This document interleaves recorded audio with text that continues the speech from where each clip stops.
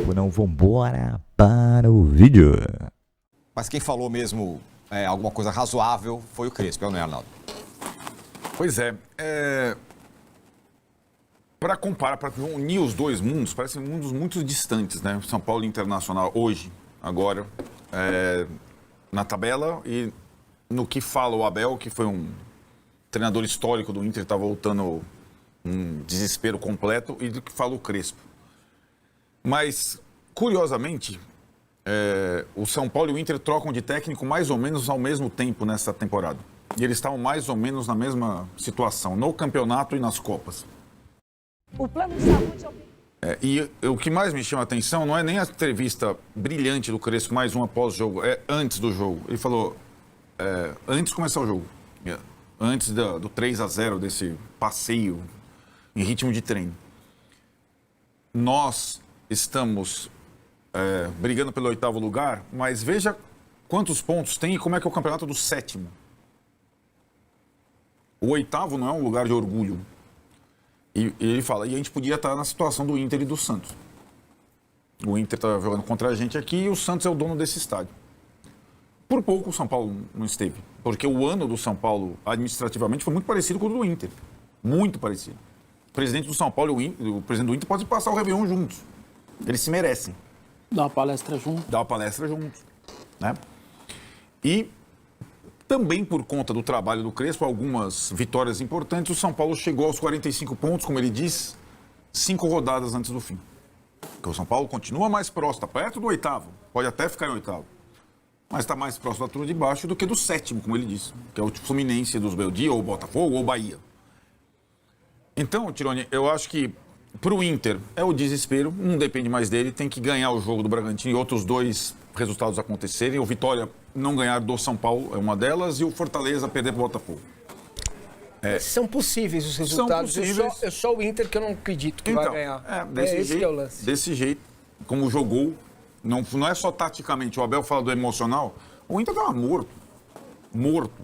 Eu acho que o São Paulo nunca teve uma partida tão fácil no campeonato até agora. Aí ganhou, meio na Vila. E olha que a torcida do Inter foi. Foi. Porque compraram os ingressos e encheu o espaço lá para a torcida do Inter ir. É o contrário do presidente do São Paulo, que ele vai afastando a torcida do São Paulo do campo. Mas o Crespo, que ele mostra nessa entrevista, é um diagnóstico perfeito de 2025 e uma projeção muito clara, cristalina, do que será 2026. E antes dessa resposta, você falou, meu objetivo em 2026 é 45 pontos. Sim. É chegar a 45 pontos antes do que eu cheguei esse ano. Porque é isso. O São Paulo hoje é isso. O São Paulo é essa situação em que...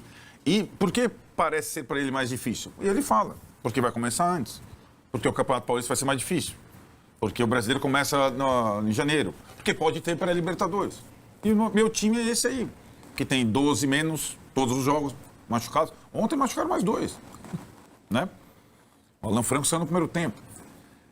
Então, é o que ele fala, vai investir mais reforços, mas vai investir quem, quando, como? E, de novo, mais 3 jogadores, que se for o São Paulo contratar, se esses 3 jogadores podem ser o super-homem, 3 super-homens, num grupo em que 12, 13 estão fora sempre, não adianta nada. Não é questão só de jogador, é do jogador ter saúde para jogar. Né? Então, o São Paulo tem 1000 problemas. Eu acho que o São Paulo está num momento em que o presidente não tem mais credibilidade alguma. Tenta alguma... E o que ele pede, implora, é bem importante. Eu acho que isso me deu ainda mais certeza de que ele, de fato, sabe onde está no momento em que está. Ele sabe que o ano que vem vai ser carnificina política e ele implora, saiam do meu ambiente de trabalho. Sim. Sumam daqui. Vão para aquele lugar. Só faltou falar. Me deixem em paz com o meu time. Né? Porque o que fizeram esse ano foi simplesmente atrapalhar, sabotar o trabalho do Zubeldia e sabotar o trabalho do Crespo. Foi o que os caras fizeram. No campo, o São Paulo, quando tem, como ele falou também nessa coletiva, 15 caras, 14 caras sãos, o São Paulo compete, como competiu ontem. Quando tem menos de 15, 14, não compete, pode perder até de 6-0, como foi contra o Fluminense. Né? Esse é um pouco do retrato da temporada e a projeção. Você tem toda a razão. todas as entrevistas boas, os diagnósticos bons são feitos pelos jogadores mais experientes, foi o caso do Luiz Gustavo, e pelo treinador em toda a entrevista. E aí ele tem uma vantagem sobre o Zubeldia, não de trabalho, porque eu acho que o Zubeldia mostrou no Fluminense que é um bom técnico, que pode ser campeão esse ano. A vantagem dele é deixar isso claro e não ficar assumindo broncas que não são dele. É isso aí. E o Zubeldia fez tudo isso. O Zubeldia foi o escudo dessa diretoria lixo, desse presidente fraco e covarde, por muito tempo, né? Bem assim, brevemente mesmo, mas de que forma esse ambiente político hoje interfere no time de São Paulo? É uma sensação que foi causada nos últimos dias, né, com as entrevistas do Carlos Belmonte, que falou, né, do plano financeiro, e a inserção também do Márcio Carlomagno no dia a dia da Barra Funda, que pode ser o sucessor do Casares, né? Então tem uma interferência. O São Paulo mudou o futebol com a temporada andando, mudou pessoas com o ano correndo, e isso gerou um certo incômodo, um grande incômodo entre os jogadores, né? E o Crespo, ele deixou muito claro também, ano que vem, primeiro pensar em 45 pontos, e aí depois a gente pensa em outras metas. É um ano que para o São Paulo politicamente vai ser extremamente conturbado e em campo também com pouco investimento. Mais um ano para sofrer o São Paulo. Eu não estou inocentando, eu não tô culpando o scout apenas, eu estou culpando a direção de futebol, que ao ter mais restrições, optou por jogadores medalhões mais caros, tipo o Oscar. Eles quiseram o Oscar, aí eles embalam a criança. O Oscar talvez pudesse, o Renan também estava comigo, acho. Eu teria ficado com 3 médios e não teria contratado o Oscar. Eu teria ficado com Michel, Nestor e sei lá quem, Galopo, e não teria contratado o Oscar. Não, vocês sabem pelo número de jogadores. E aí é o que o Crespo está falando um ano depois. Eu preciso de quantidade de pessoas. O São Paulo, quantos jogos ele não completou o banco nesse? Aliás, trouxe o Pedro Ferreira ontem, lá para jogar 3 minutos para completar o banco. Hoje está jogando o Sub-20 sem o Pedro Ferreira. Então, tipo, é de uma loucura. Não tem jogador. Se você tem menos 16 ainda, menos 13 ou menos 12, fica quase impossível. Então, assim, eu daria um crédito, uma chance para o scout do São Paulo. Porque eu acho que deles ali, do departamento de futebol, são os menos incompetentes. Acho que eles até têm uma margem de criativa interessante. E no Tricolaços, o Belmonte deu a respeito desse assunto uma explanação, acho que bem interessante, né? Que ele fala, os meninos, né? E ele chama de meninos, porque são todos muito jovens e inteligentes, eles trazem várias opções. Essas 10 opções para gastar tanto, essas para gastar tanto, essas para gastar tanto. Eles trazem várias opções. E agora, o detalhe para eles agora, Arnaldo, é a criatividade. Né? A criatividade do quê? Dos números apontados, principalmente do ponto de vista de saúde, que é isso que o Crespo tem batido muito nessa tecla nas entrevistas, a questão de saúde. Por exemplo, quem assistiu o jogo ontem, Juventude e Santos? O placar não tem nada a ver com o que foi o jogo.